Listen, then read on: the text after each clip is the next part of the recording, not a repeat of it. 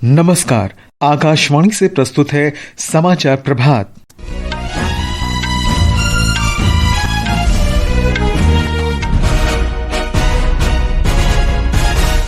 BRICS नेताओं ने पहलगाम आतंकवादी हमले की कड़ी निंदा की और इसके सभी रूपों तथा अभिव्यक्तियों से निपटने की प्रतिबद्धता दोहराई। प्रधानमंत्री नरेंद्र मोदी ने ब्रिक्स शिखर सम्मेलन में कहा, आतंकवादियों के खिलाफ प्रतिबंध लगाने में कोई हिचक नहीं होनी चाहिए।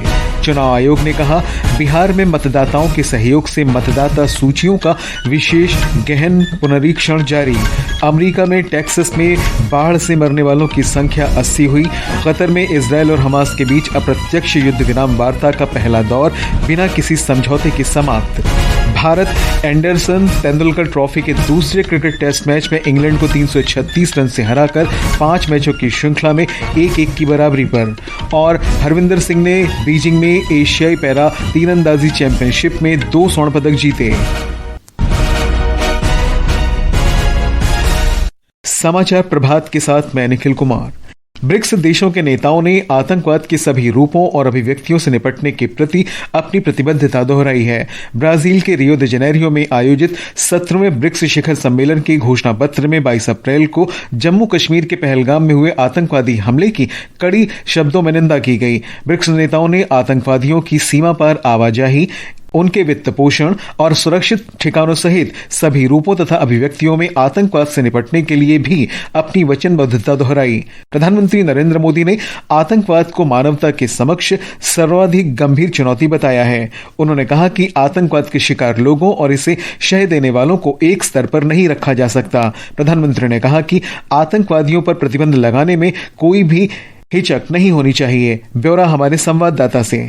प्रधानमंत्री नरेंद्र मोदी ने ब्रिक्स सम्मेलन के दौरान आतंकवाद की गंभीर समस्या पर सदस्यों का ध्यान आकर्षित किया। शांति और सुरक्षा के विषय पर चल रहे चर्चा में भाग लेते हुए पहलगाम आतंकवादी घटना को कड़े शब्दों से निंदा करने पर उन्होंने ब्रिक्स सदस्य राष्ट्रों के नेताओं का धन्यवाद किया। उनका कहना था कि पहलगाम घटना भारत की आत्मा, पहचान और सम्मान पर घातक हमला था। आगे उन्होंने ये भी कहा कि ये केवल भारत पर किया गया हमला नहीं था, बल्कि पूरे मानवता पर किया गया प्रहार था। आतंकवाद की बर्बरता पर जीरो टॉलरेंस की मांग करते हुए उन्होंने सूचित किया कि आतंकवादी संगठनों पर कड़ी पाबंदी लगाई जानी चाहिए। उन्होंने ये भी स्पष्ट किया कि भारत हमेशा संवाद और राजनीतिक मार्गों द्वारा ही अंतर्राष्ट्रीय मसलों के समाधान पर अमल करेगा, जिससे वैश्विक शांति बनी रहे। अंत में प्रधानमंत्री ने सभी ब्रिक्स सदस्यों को अगले साल भारत के आतिथ्य में आयोजित होने वाले ब्रिक्स सम्मेलन को स्वागत किया। सुधींद्रा, आकाशवाणी समाचार, रियो डी जेनेरो, ब्राजील। प्रधानमंत्री ने आज ब्रिक्स साझेदार देशों के साथ बहुपक्षवाद, आर्थिक वित्तीय मामलों और आर्टिफिशियल इंटेलिजेंस पर आयोजित संपर्क सत्र में भाग लिया। श्री मोदी ने अपने संबोधन में अंतर्राष्ट्रीय सहयोग और बहुध्रुवीय विश्व के लिए उत्प्रेरक के रूप में ब्रिक्स के महत्व पर बल दिया। उन्होंने न्यू डेवलपमेंट बैंक द्वारा संचालित परियोजनाओं में मांग आधारित दृष्टिकोण और दीर्घकालिक वित्तीय स्थिरता का आग्रह किया।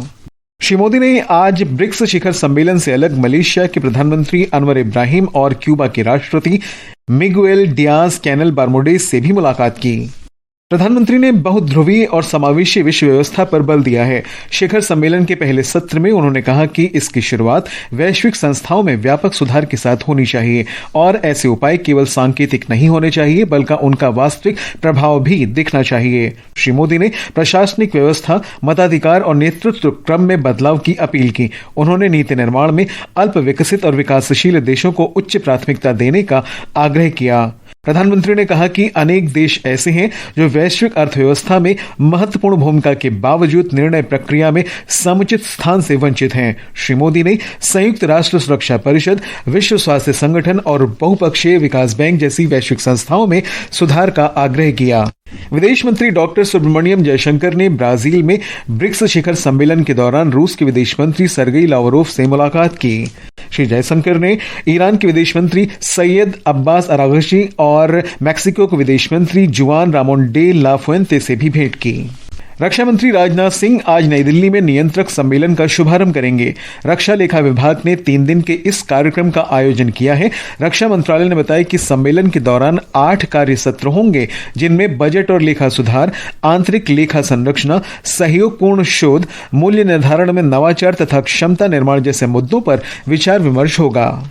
विदेश मंत्रालय ने आर्थिक संबंध मामलों के सचिव दम्मू रवि ने कहा है कि ब्रिक्स शिखर सम्मेलन का तेजी से बदलते वैश्विक घटनाक्रमों में अत्यंत महत्व है। ब्राजील के रियो द जेनेरियो में उन्होंने कहा कि प्रधानमंत्री नरेंद्र मोदी के शामिल होने से शिखर सम्मेलन का महत्व और भी बढ़ गया है, क्योंकि भारत अगले वर्ष ब्रिक्स की अध्यक्षता ग्रहण करेगा। ये समाचार आकाशवाणी से प्रसारित किए जा रहे हैं। ताजा समाचार जानने के लिए आप हमारे social media handle x@AIR News Hindi को फॉलो कर सकते हैं। समाचार प्रभात में आपका फिर स्वागत है। बिहार में मतदाता सूची के विशेष पुनरीक्षण का कार्य मतदाताओं के सक्रिय सहयोग से सुचारू रूप से चल रहा है। चुनाव आयोग ने एक बयान में बताया कि पुनरीक्षण का प्रारंभिक चरण लगभग पूरा हो चुका है और सभी पात्र मतदाताओं को फॉर्म उपलब्ध करा दिए गए हैं। एक रिपोर्ट। चुनाव आयोग को अभी तक 1,69,00,000 से अधिक गणना फॉर्म प्राप्त हो चुके हैं। फॉर्म अपलोड करने का काम भी शुरू हो गया है। चुनाव आयोग ने बताया कि विशेष गहन पुनरीक्षण 24 जून को जारी निर्देशों के अनुसार किया जा रहा है और निर्देशों में कोई बदलाव नहीं किया गया है। निर्देशों के अनुसार 1 अगस्त को जारी होने वाली मतदाता सूची के प्रारूप में उन व्यक्तियों के नाम होंगे जिनके गणना फॉर्म प्राप्त हुए हैं। मतदाता 25 जुलाई से पहले कभी भी अपने दस्तावेज जमा कर सकते हैं। मतदाता सूची का प्रारूप जारी होने के बाद यदि कोई दस्तावेज कम है तो निर्वाचन पंजीकरण अधिकारी दावा और आपत्ति अवधि में जांच के दौरान उन मतदाताओं से ऐसे दस्तावेज प्राप्त कर सकते हैं जिनका नाम मतदाता सूची के प्रारूप में है। 77,895 बूथ अधिकारी मतदाताओं को उनके गणना फॉर्म भरने और उन्हें एकत्र करने में मदद करने के लिए घर घर जा रहे हैं। मतदाताओं की लाइव तस्वीरें लेकर उन्हें अपलोड किया जा रहा है। सुपर्णा और भानु की रिपोर्ट के साथ समाचार कक्ष से मैं मुकेश कुमार बल। रेल मंत्री अश्विनी वैष्णव आज बिहार के समस्तीपुर में 17 करोड़ रुपए से अधिक की निर्माण परियोजनाओं का उद्घाटन करेंगे। सोनपुर रेल मंडल के वरिष्ठ वाणिज्य प्रबंधक रोशन कुमार ने बताया कि रेल मंत्री 3 करोड़ 30 लाख रुपए की लागत से कर्पूरी ग्राम स्टेशन के उन्नयन कार्य की आधारशिला रखेंगे। वे स्टेशन के पास लेवल क्रॉसिंग पर 14 करोड़ रुपए की लागत से अंडरपास की भी आधारशिला रखेंगे।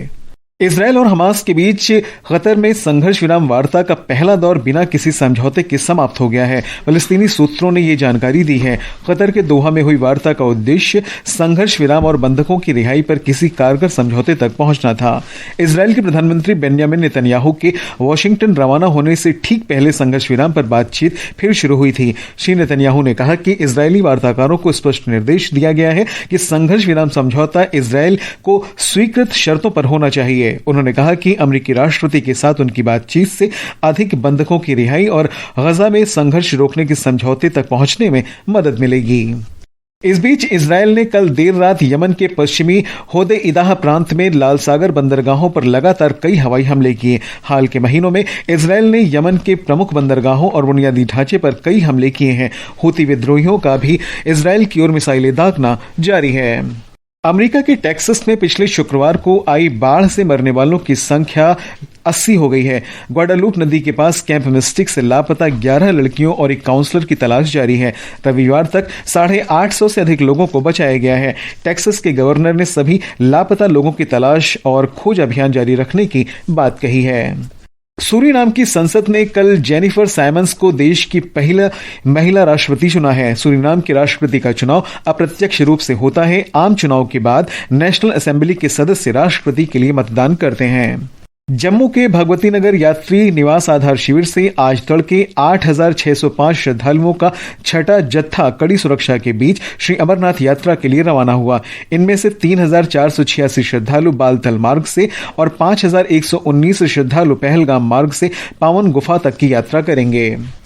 राष्ट्रीय राजधानी क्षेत्र दिल्ली के कुछ हिस्सों में आज सुबह बारिश होने से गर्मी से हल्की राहत मिली। मौसम विभाग ने आज छत्तीसगढ़, पूर्वी मध्य प्रदेश, मध्य महाराष्ट्र और विदर्भ में मूसलाधार वर्षा का अनुमान व्यक्त किया है। उधर हिमाचल प्रदेश में मानसून की तेज वर्षा से सामान्य जनजीवन अस्त व्यस्त है। हमारे संवाददाता ने बताया है कि 20 जून से सक्रिय दक्षिण पश्चिमी मानसून के कारण राज्य में मूसलाधार बारिश से भूस्खलन और बादल फटने की घटनाएं हुई हैं।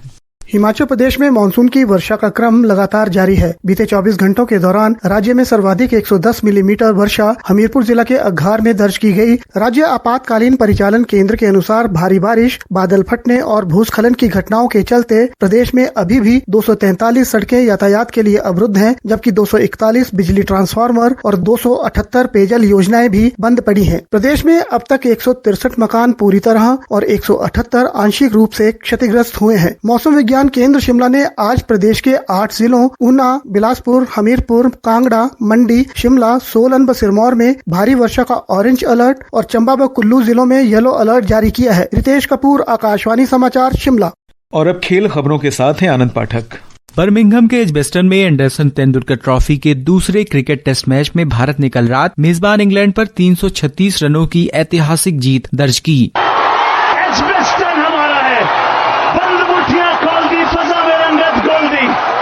एजबेस्टन की ईगो तोड़ी, जीत से नाता जोड़ा है। भारत मां के वीरों ने इंग्लैंड को क्या फोड़ा है।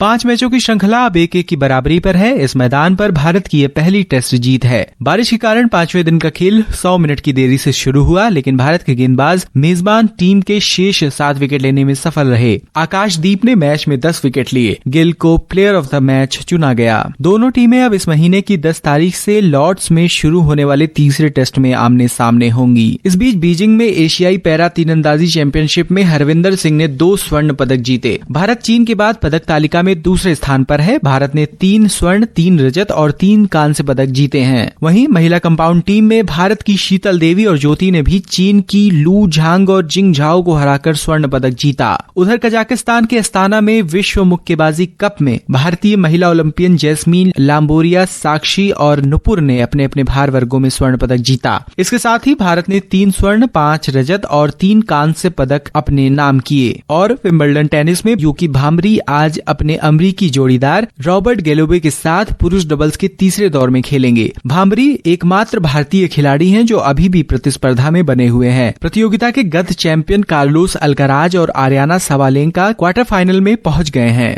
आकाशवाणी का समाचार सेवा प्रभाग फोन इन कार्यक्रम पब्लिक स्पीक में आज रात 9:30 बजे कर्मचारी भविष्य निधि संगठन की डिजिटल क्रांति, सेवाओं में सुधार और सरलीकरण विषय पर परिचर्चा प्रसारित करेगा। कर्मचारी भविष्य निधि संगठन के केंद्रीय भविष्य निधि आयुक्त श्री रमेश कृष्णमूर्ति परिचर्चा में भाग लेंगे। और अब आज के समाचार पत्रों की सुर्खियों के साथ हैं नवीन सक्सेना। धन्यवाद निखिल। ब्रिक्स शिखर सम्मेलन में प्रधानमंत्री नरेंद्र मोदी का संबोधन अखबारों के पहले पन्ने पर है। जनसत्ता और राष्ट्रीय सहारा की सुर्खी है, प्रधानमंत्री ने कहा, आतंक पर कथनी और करनी में अंतर नहीं होना चाहिए। दैनिक ट्रिब्यून के शब्द हैं, आतंकवाद से निपटने में ब्रिक्स भारत के साथ। दैनिक जागरण लिखता है, पहलगाम हमला बेहद निंदनीय, आतंकवाद पर जीरो टॉलरेंस जरूरी। हरिभूमि की खबर है, आय समानता के मामले में भारत का नया कीर्तिमान, 17 करोड़ भारतीय अत्यधिक गरीबी से बाहर निकले। वीर अर्जुन, हिंदुस्तान और हरिभूमि के अनुसार एलन मस्क ने अमेरिका में बनाई नई राजनीतिक पार्टी, कहा अमेरिकियों को उनकी आजादी वापस दिलाऊंगा।